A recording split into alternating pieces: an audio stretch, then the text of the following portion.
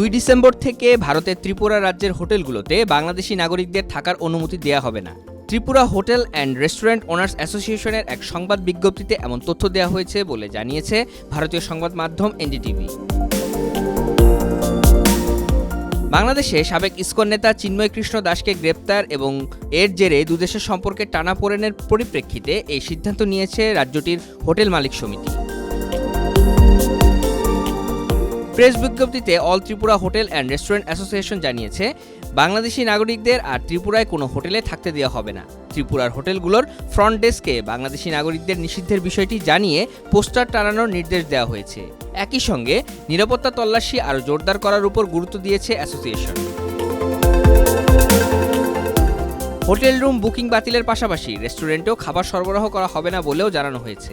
All Tripura hotel and restaurant মালিক সংগঠন এক বিবৃতিতে এ তথ্য জানিয়েছে।